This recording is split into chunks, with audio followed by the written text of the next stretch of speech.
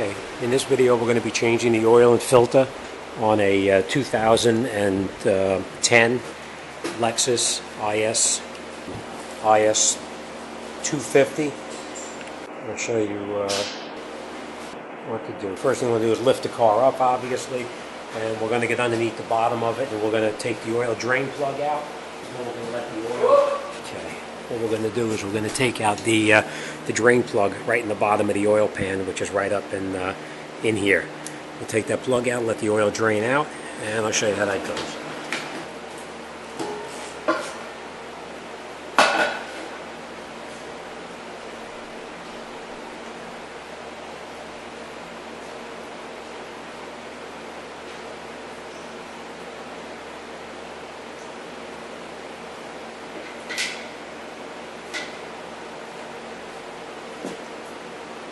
We're going to let that drain out for a little bit. And while that's draining, I just want to show you where the filter is located on this particular car. The filter is actually located up on the driver's side, right up underneath here. So we're going to lower this cover down so we can get up into the filter. I'll show you how that goes.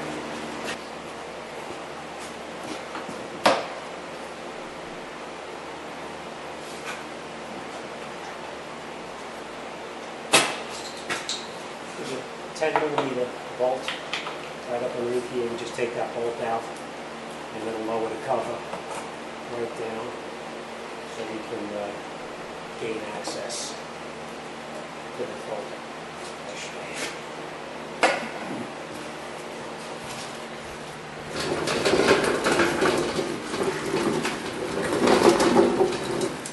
And once you pull the cover down, you'll see that the oil filter itself is right up inside this housing right here. So we're going to take that off and we'll replace the filter. They make a special tool to unscrew this, or you can use a ratchet. It's just a 3/8 extension that'll drain the fluid out, where you can just remove it from the outside. You take the entire cover off and you replace the filter. So I'll show you how that goes. This you want to try to keep out of your way, otherwise you're going to have a pretty large mess.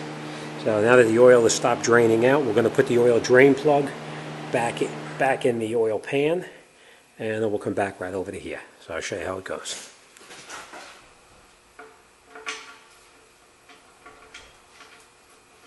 You just screw the plug in by hand.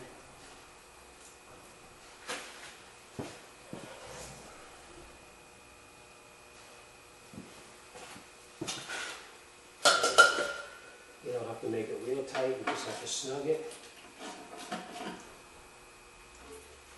Let's wipe all your excess oil off the bottom. And then we'll bring this over to catch the oil when it drains out of there. We're going to keep this back so we don't have too much of a mess.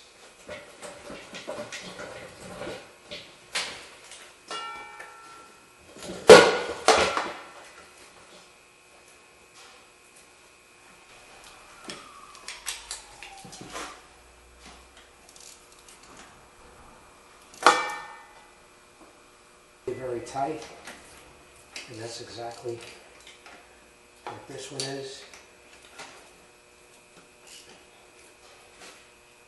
I'll show you what I gotta do.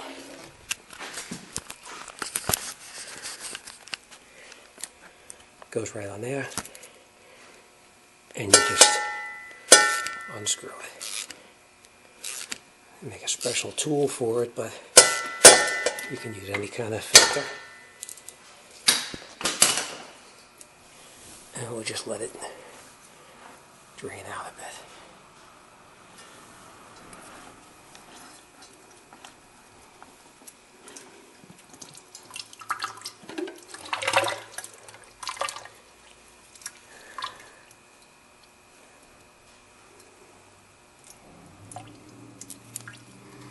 Okay.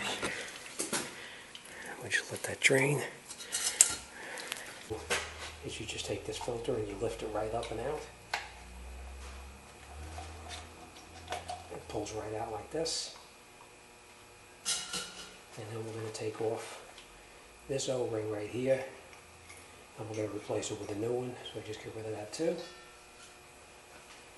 And now we just get our new filter and gasket.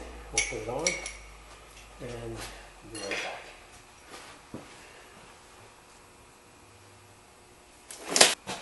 Okay, now that we got the new filter, we just take the filter basically and just put it right in the top, just like this here, and it pushes right in. We have a new O-ring, and we're going to put the new O-ring right back in that groove where it came out of.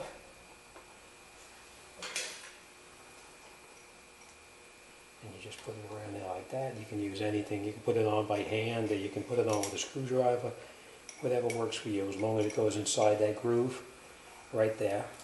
You want to put a light film of oil on that too, so it turns in there nice and easy. And I'll show you what you got to do next.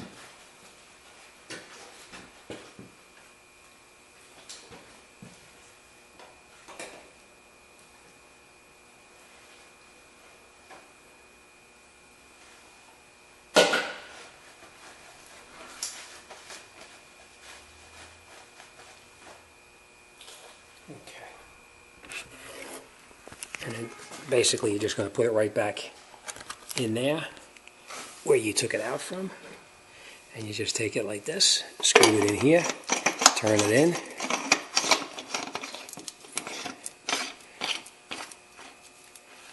And you tighten it all the way down. And with the oil on there, it helps the gasket turn in without giving you a problem. And then you just lock it in place. And then we're going to put that tool back on it. We're going to tighten it up just a little bit. And I'll show you how that goes.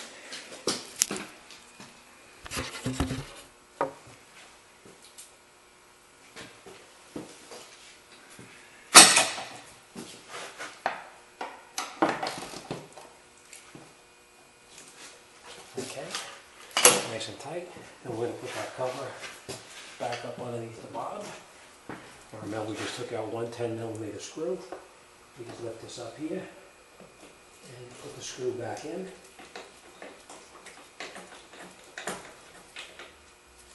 That's it. It's all set. We're going to lower it down. We're going to put the oil and filter in. Now let's lower it down, and we'll continue with that. Okay, now we got the car back down on the ground. We're going to get ready to put the oil into it.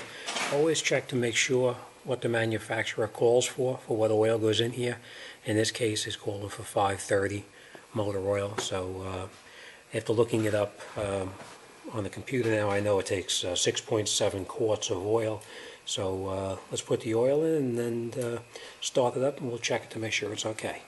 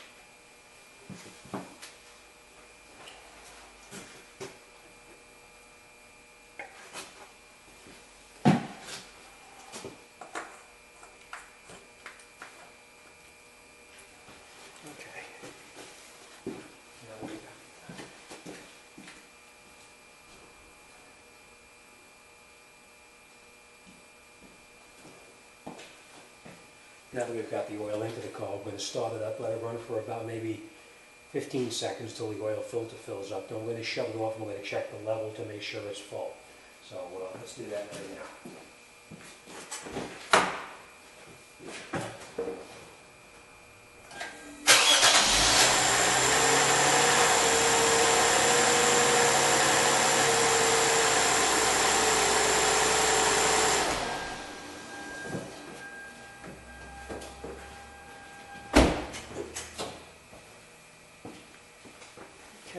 let it just sit for a minute, and then we're going to check the oil level to make sure it's full. And this particular part of the dipstick is down on the side right here.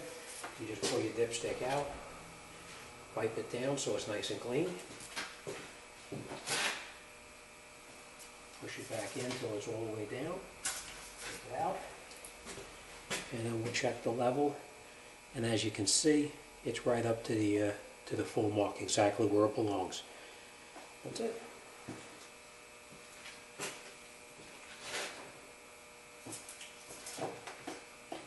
Okay. Make sure your oil cap is on, your dipstick is back in, and your oil is changed. And not too hard when you know what you're doing. This is how you reset the maintenance reminder on a 2010 Lexus. It's an IS350.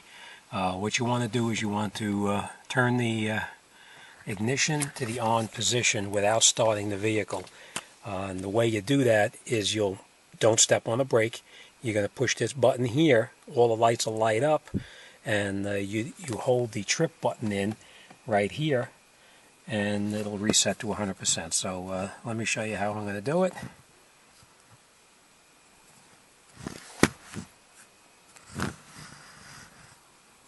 Alright, this is going to take 2 hands to do it, so I'm just going to balance it right up here. Alright, so we're going to hold the trip button in, and then we're going to come over on the side right here, and we're going to press the stop button, and don't step on the brake because we don't want the vehicle to start. If it does start, it's not going to reset the trip odometer. So, holding the button in, we press the ignition until everything lights up, and then we hold the button in, and you'll see it counting down the lines, and it's all zeros. It's reset to 100%. Alright, so let me just recap that. Press the odometer reset button in, and while pressing the odometer button in, you come over onto the side here. You press the stop button with your foot off the brakes. We don't want the vehicle to start. And you'll see all the lights light up on the dashboard, and you watch the lines count down till it's 0. I'm going to hold the button in.